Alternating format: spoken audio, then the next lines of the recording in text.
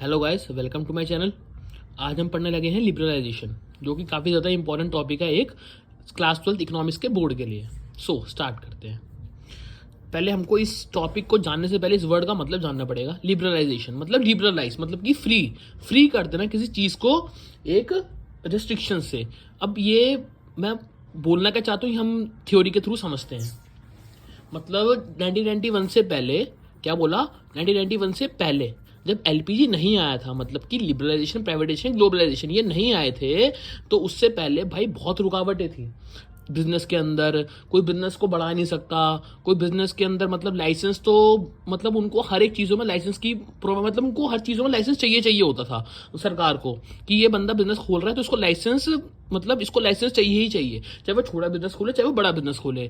तो ये इसमें से दिक्कतें बहुत आने लगी, लोग अपना बिजनेस नहीं करने लगे क्योंकि उनको रोका टोकी बहुत मिलने लगी।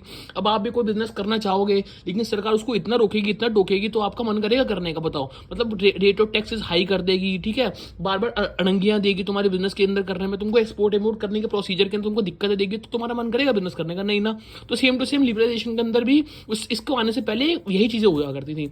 और जब ये आ गया तो क्या करा, लाइसेंस को एंड कर दिया गया, प्रॉपरली नहीं करा गया, कुछ इंडस्ट्रीज छोड़ दी, बाकी जो जितने भी इंडस्ट्रीज थी उन इंडस्ट्रीज को छोड़ के, 4 से 5 इंडस्ट्रीज को छोड़ के बाकी सब में फ्री कर दिया गया लाइसेंस। मतलब अब आपको लाइसेंस जरूरत नहीं है कोई बिजनेस स्टार्ट करने के लिए। तो ये समझ आया, ये इसका टॉपिक था। पढ़ते हैं। It means end of licence, मतलब कि लाइसेंस को एंड कर दिया गया, एंड जितनी भी रुकावट थी, रेस्ट्रिक्शन थी, उनको भी धीरे धीरे कम कर दिया गया। इस वर्ड का मतलब ये था, जो कि सरकार के द्वारा लगाई जाती चीजें। No requirement of licence expect 5 industries, 5 industries को छोड़ के बाकी किसी के अंदर लाइसेंस की जरूरत नहीं थी। No restriction on expansion of business activities, जितनी भी तुम एक्सपेंशन बिजनेस की एक्टिविटीज करा करते थे उसके अंदर कोई भी रुकावटें नहीं आने लगी अब धीरे धीरे करके। रिडक्शन इन टैक्सेस, मतलब टैक्स का रेट बिल्कुल कम कर दिया। रिडक्शन इन टैक्सेस मतलब कि जो बंदे टैक्स पे करते थे बहुत ही ज्यादा कम रेट पे करते थे। And lifting unnecessary controls over the economy, और क्या करा हुआ, जितने भी फालतू के कंट्रोल था सरकार के उन सब चीजों को हटा दिया गया। इससे क्या हो, लिबरलाइजेशन फैला, लोगों का बिजनेस करने का मन करा और इंडस्ट्रियल रेवोल्यूशन फैला। सिंप्लीफाई कर दिया, बहुत आसान तरीका कर दिया गया एक्सपोर्ट इंपोर्ट को, ट्रेड को करने के लिए। मतलब कि वहां पर जो दलाल होते हैं एक्सपोर्ट इंपोर्ट करवाते हैं या कोई भी प्रोसीजर होता है, इनके अंदर से बिल्कुल सिंपलीफाई कर दिया गया। मतलब कि एक अनपढ़ व्यक्ति भी एक्सपोर्ट इंपोर्ट कर सकता था, इतना आसान कर दिया गया और बिल्कुल कम रेट पे कर दिया गया। तो ये हमारे लिबरलाइजेशन का एक टॉपिक था जो कि काफी ज्यादा इंपॉर्टेंट है। अब इसका और ज्यादा इंपॉर्टेंट टॉपिक है ये रहा कि क्या इंपैक्ट पड़ा लिबरलाइजेशन का एक इंडस्ट्रियल सेक्टर में। ये क्वेश्चन 4 नंबर से 3 नंबर के बीच में हमेशा ही आता बोर्ड के अंदर। स्टार्ट करते हैं। पहला, अबॉलिशन ऑफ इंडस्ट्रियल लाइसेंसिंग।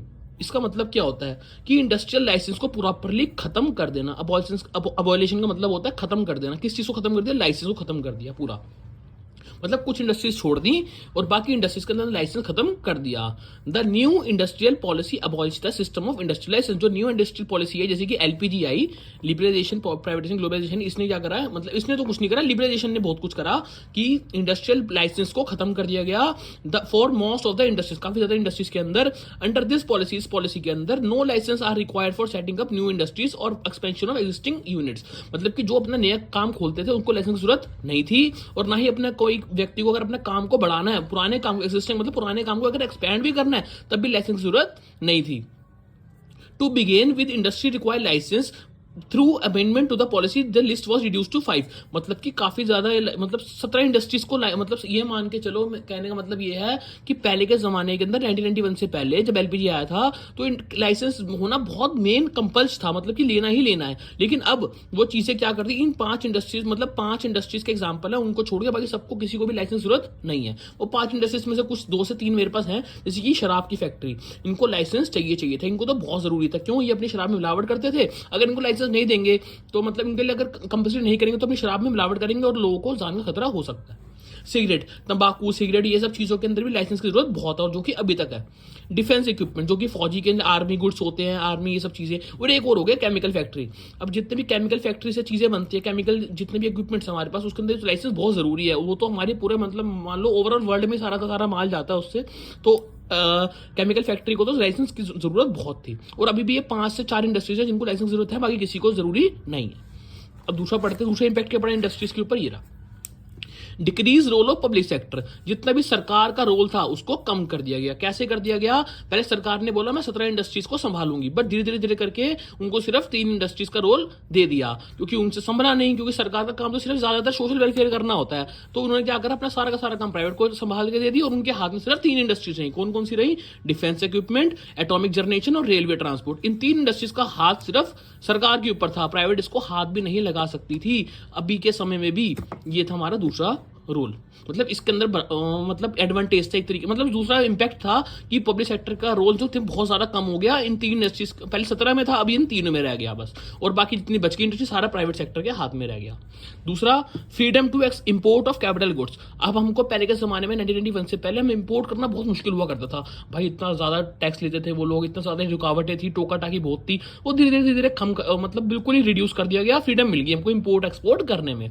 बिल्कुल कैपिटल गुड्स वो गुड्स होते हैं जैसे कि मशीनरी हो गई, जैसे कि मतलब इन्वेस्टमेंट करनी हो, तो मतलब कुछ ना कुछ भारी चीज इन्वेस्टमेंट करने की, मतलब कोई भी चीज गुड्स कोई भी कैपिटल वाले हम लिबरलाइज होने के बाद वो चीज इजीली हमारे देश के अंदर आया करती थी, ताकि हम अपनी देश के अंदर जो टेक्नोलॉजी उसको अपग्रेड कर सके।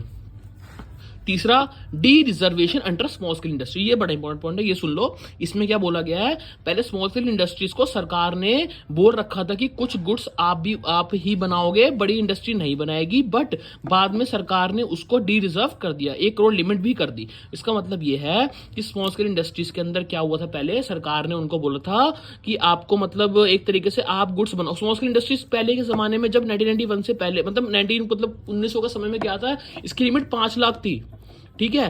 फिर जब 2013 या 14 के आसपास ये आई, 2016 या 15 के आसपास ये आई, तो इनकी लिमिट कर दी गई 1 करोड़। क्यों? क्योंकि भैया एक बात बताओ, उस समय में 5 लाख भी बहुत ज्यादा हुआ करते थे। धीरे धीरे इनकी लिमिट बढ़ा दी गई, और साथ में इनकी जो जितने भी इनको बोला गया था कि आप भी मतलब ये मान लो, इनको एक ना पावर दी गई थी कि ना आपकी जो जितने भी आप गुड्स है सिर्फ आप ही बनाओगे, कोई बड़ी कंपनी नहीं बना सकती। इसलिए इनका उससे बहुत फायदा हुआ करता था। लेकिन इनके पास जो लिमिट थी वो कम थी, 5 लाख के उस हिसाब से।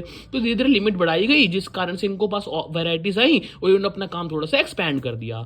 ये था मतलब कि एक तरीके से जितने भी इनके पास रिजर्व गुड्स थे जो सरकार ने इनको दे रखे थे कि आप ही बनाओगे, वो भी अब डी रिजर्व कर दिए गए। बड़ी बड़ी कंपनी बना सकती है अब के टाइम पे, क्योंकि कंपटीशन इतना हाई हो चुका है। तो इससे लिबरलाइजेशन से काफी ज्यादा इफेक्ट इन 4 चीजों में बहुत पड़ा। Thank you so much. समझ आया हो तो लाइक जरूर करिएगा।